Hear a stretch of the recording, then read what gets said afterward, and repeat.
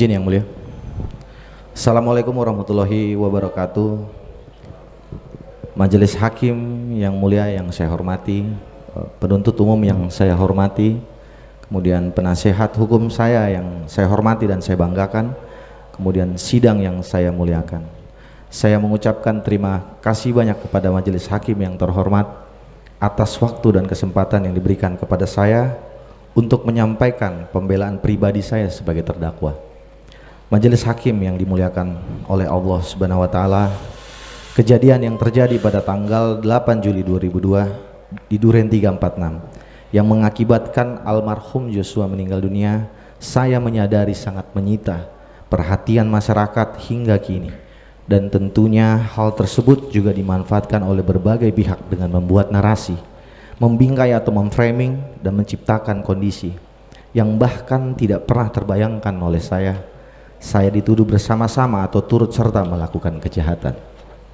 Bahwa dapat saya jelaskan, sesampainya di rumah Duren 346 pada tanggal 8 Juli 2022, saya sudah menyampaikan bahwa CCTV dalam rumah tersebut dapat untuk membuktikan peristiwa yang terjadi.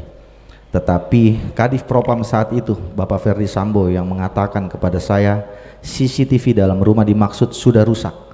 Dan kemudian pada tanggal 9 Juli 2022, saya mengambil tindakan inisiatif selaku SPRI Kadif Propam untuk mengamankan CCTV dari AKP Irfan untuk diserahkan ke penyidik Polres Jaksel agar tidak disalahgunakan sebagai bentuk tanggung jawab saya selaku SPRI, dengan tujuan CCTV tersebut dapat membuktikan Kadif Propam memang benar tidak ada saat peristiwa itu terjadi sebagaimana yang saya ketahui saat itu.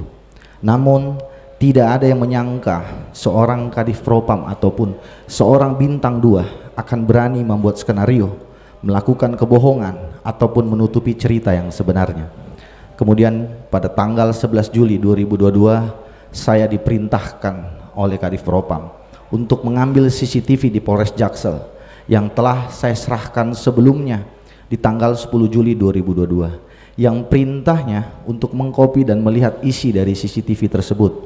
Dan saat itu juga saya masih meyakini apa yang diperintahkan kepada saya merupakan perintah yang benar dengan etikat saya yang baik selaku SPRI, karena perintah tersebut diperintahkan di kantor dan di waktu jam dinas.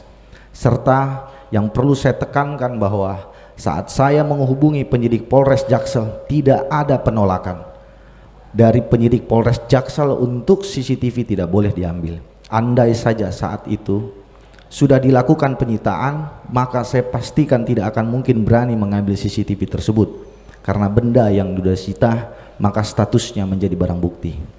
Kemudian pada tanggal 13 Juli 2022 dini hari, saya meneruskan dan menjalankan perintah Kadif Propam untuk melihat isi kopian video CCTV bersama AKBP Arif dan Kompol Baikuni. Hal tersebut saya lakukan sesuai perintah dan tidak ada melakukan tindakan lain di luar perintah Kadif Propam. Dan jika memang saya mempunyai niat jahat atau sudah mengetahui dari awal ada skenario, maka tentunya saya akan mengkopi dan melihat sendiri isi kopian video CCTV tersebut tanpa memberitahu kepada yang lain. Dan saat itu juga yang ada dalam pemahaman saya hanya meneruskan dan menjalankan perintah dari Kadif Propam, sehingga apa yang saya lakukan sebagaimana yang sudah saya uraikan sebelumnya, saya menganggap masih merupakan lingkup pekerjaan saya dalam membantu pimpinan selaku SPRI yang bertanggung jawab langsung kepada Kadif Propam.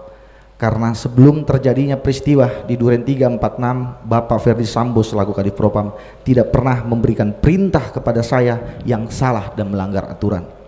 Majelis hakim yang dimuliakan oleh Allah Subhanahu wa taala, perlu saya sampaikan dalam pembelaan saya saat ini bahwa pimpinan Polri yang memiliki SPRI pasti akan melakukan hal yang sama, karena tugas SPRI sehari-hari adalah untuk melayani, membantu, memastikan situasi dan kondisi pimpinannya.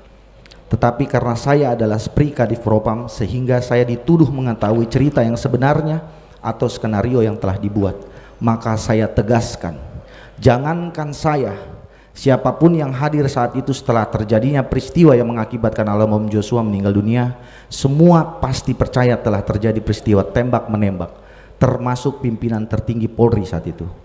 Dampak karena saya sebagai Spri Kadif Propam membuat saya diharuskan menerima keputusan untuk dipecat atau di PTDH, dan bahkan saat itu saya dinarasikan atau di framing sebagai orang yang merusak CCTV di dalam rumah Duren 346. Namun dalam fakta persidangan, ahli lapor yang dihadirkan tidak dapat membuktikan siapa yang merusak, bagaimana dirusak, kapan dirusak, dan apa penyebab rusaknya CCTV tersebut.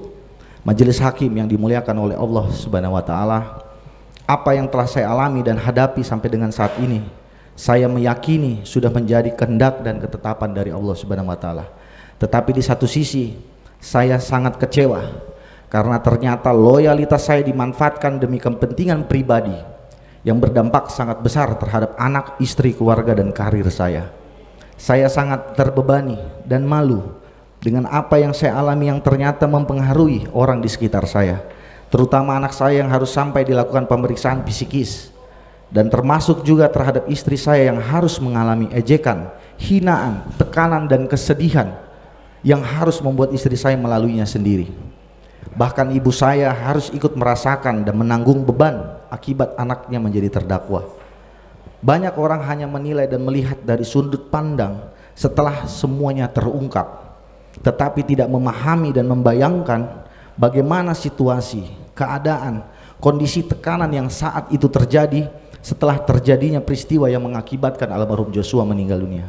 Dan bahkan ada yang menganggap saya, senior saya, junior saya yang dituduh terlibat akan mendapatkan promosi jabatan atau kenaikan pangkat jika peristiwa tersebut tidak terungkap. Maka perlu saya sampaikan secara tegas, hal tersebut dapat terjadi karena banyak yang tidak memahami bagaimana budaya hierarki di kepolisian, khususnya di lingkungan lulusan akademi kepolisian. Karena salah satu doktrin yang diterima selama pendidikan pembentukan yaitu bagaimana hubungan senior dengan junior, di mana selaku junior harus memiliki etika, loyalitas, respek, dan hierarki yang diimplementasikan dalam penghormatan kepada senior dan pimpinan, yang akhirnya terbentuk dan terjaga, yang bahkan tanpa disadari terbawa dan mempengaruhi baik di dalam maupun di luar pelaksanaan tugas dan kehidupan sehari-hari, sehingga tidak ada yang akan mampu dan berani menolak perintah, terutama jika jarak kepangkatan yang jauh antara senior dan junior tersebut. Apalagi saat itu yang memerintahkan adalah Kadif Propam Polri yang berpangkat bintang 2. Jikapun ada yang mampu atau berani menolak perintah senior atau pimpinan, maka penolakan tersebut hanya sebatas dalam bentuk saran. Namun keputusan atas saran tersebut tetap senior atau pimpinan yang memutuskan. Majelis hakim yang dimuliakan oleh Allah Subhanahu wa taala, saya sangat bingung dan tidak percaya saat dikatakan tindakan yang saya lakukan merupakan perbuatan menghalangi proses penyidikan dengan cara merusak DVR di luar TKP. Padahal saya baru mengetahui peristiwa yang sebenarnya pada tanggal 6 Agustus 2022 saat saya di Patsus, yang dimana saat itu salah satu pimpinan Polri menunjukkan BAP Richard yang intinya Bapak Ferdi Sambo yang menembak almarhum Joshua. Dan setelah saya membaca BAP tersebut, saya sangat kecewa dan bahkan saya meminta untuk dipertemukan dengan Bapak Ferdi Sambo karena saya telah merasa sudah dibohongi dan mempercayai cerita yang disampaikan. Kemudian pada tanggal 7 Agustus 2022 saya menyampaikan kepada salah satu pimpinan Polri tentang apa yang saya tonton dari kopian video CCTV, dan kemudian saat itu juga dibuatkan surat pernyataan dan direkam suara saya membacakan surat pernyataan tersebut, serta saya dijanjikan tidak akan dipidana. Saya ulangin yang mulia, saya dijanjikan tidak akan dipidana karena sudah membantu proses penyidikan. Tetapi faktanya tanggal 9 Agustus 2022 dibuatkan laporan polisi terkait menghalangi penyidikan atau obstruction of justice karena kopian video CCTV yang dianggap bukti vital yang mengungkap terjadinya peristiwa meninggalnya almarhum Joshua.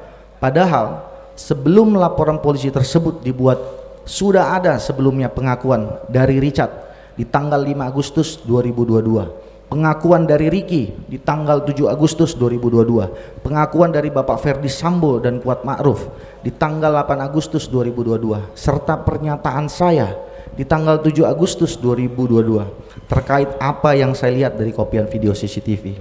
Dan tidak hanya sampai di situ, pada malam hari di tanggal 7 Agustus 2022 saat saya dalam proses pemeriksaan oleh penyidik Bareskrim, saya juga telah menyampaikan langsung ke Bapak Dirtipidum Bareskrim Polri yang saat itu dihadiri oleh beberapa senior saya dan pimpinan yang tergabung dalam tim sus, dan saya menjelaskan secara rinci dengan menggambarkan waktu, keadaan, dan situasi sesuai kopian video CCTV yang saya tonton. Sehingga yang menjadi pertanyaan besarnya adalah di mana saya menghendaki untuk menghalangi penyidikan dan letak niat jahat saya. Majelis hakim yang dimuliakan oleh Allah Subhanahu wa taala, saya telah mendedikasikan diri saya kepada negara dan institusi Polri yang saya cintai dan saya banggakan, dengan prestasi-prestasi yang telah saya sumbangsikan dengan mengungkap kejahatan besar, dengan dibuktikan adanya piagam penghargaan yang saya terima dari kementerian, baik itu Kementerian PPA, Kementerian Perhubungan, Kementerian Luar Negeri, dan Kementerian Agama. Saya juga perlu sampaikan sikap saya terhadap perkara yang mendakwa saya saat ini, karena menurut pendapat saya perkara tersebut dipaksakan oleh penyidik. Oleh sebab itu penasehat hukum saya pernah meminta agar penyidik dihadirkan dalam persidangan. Namun demikian, saya juga tidak akan menyalahkan kepada jaksa penuntut umum atas dakwaan dan tuntutan kepada saya yang sudah menjadi tugas serta perintah yang harus dijalankan jaksa penuntut umum. Tetapi yang sangat disayangkan bahwa kronologis atau cerita dalam perkara tersebut tidak disampaikan secara lengkap atau utuh oleh penyidik, dan bahkan tidak berdasarkan fakta yang sebenarnya sebagaimana yang telah terungkap selama persidangan. Selama saya menjadi anggota Polri, yang saya pahami dan saya pedomani adalah menciptakan suatu pidana terhadap seseorang atau kelompok dan memaksakan fakta atau bukti demi kepentingan pribadi atau orang lain merupakan bentuk dari kezaliman. Dan dalam agama saya juga telah disampaikan dalam Al-Quran pada surah Asy-Syura ayat 42, Allah Subhanahu wa taala telah berfirman, mohon izin yang mulia saya bacakan dalam bentuk Latin. Sesungguhnya dosa itu atas orang-orang yang berbuat zalim kepada manusia dan melampaui batas di muka bumi tanpa hak, mereka itu mendapat azab yang pedih. Majelis hakim yang dimuliakan oleh Allah Subhanahu wa taala, saya yakin majelis hakim sudah menilai secara objektif dari keseluruhan proses persidangan, dan menurut pandangan saya majelis hakim yang terhormat merupakan orang-orang yang terpilih untuk merefleksikan aturan-aturan Allah Subhanahu wa taala demi tegaknya keadilan. Semoga Allah Subhanahu wa taala senantiasa memberikan rahmat dan anugerahnya kepada majelis hakim yang terhormat, agar dapat berlaku bijaksana dalam menilai pembelaan saya sebagai terdakwa, yang kiranya tidak memutuskan saya bersalah jika saya tidak terbukti bersalah. Namun jika majelis hakim berpendapat lain dan memutuskan saya terbukti bersalah karena tindakan saya yang tidak mampu atau tidak berani menolak perintah yang saya laksanakan dari pimpinan saya saat itu, maka insya Allah saya ikhlas menerima hukuman yang dijatuhkan kepada saya. Saya memahami bahwa kehidupan di dunia terkadang akan terlihat tidak adil, tetapi saat di akhirat nanti segala ketidakadilan akan terungkap dan dipertanggungjawabkan di pengadilan Allah Subhanahu wa taala. Dan saya juga sudah bertawakal kepada Allah Subhanahu wa taala atas putusan yang majelis hakim akan ambil nanti di akhir persidangan. Sebelum saya akhiri pembelaan saya, izinkan saya untuk membacakan salah satu surah dalam Al-Quran, yaitu surah Al-Maidah ayat 8 sebagai pengingat bagi kita semua. Allah Subhanahu wa taala berfirman, hai orang-orang yang beriman, hendaklah kamu jadi orang-orang yang selalu menegakkan kebenaran, karena Allah menjadi saksi dengan adil. Dan janganlah sekali-sekali kebencianmu terhadap suatu kaum membuatmu berlaku tidak adil. Berlaku adillah, karena adil itu lebih dekat kepada takwa. Dan bertakwalah kepada Allah, sesungguhnya Allah Maha mengetahui apa yang kamu kerjakan. Demikian kiranya yang bisa sampaikan di sidang pengadilan yang terhormat ini, dan atas perhatiannya saya ucapkan terima kasih yang sebesar-besarnya. Akhir kata saya ucapkan wassalamualaikum warahmatullahi wabarakatuh. Jakarta, Jumat 3 Februari 2023. Hormat saya Cuk Putranto, SIK. Terima kasih yang mulia.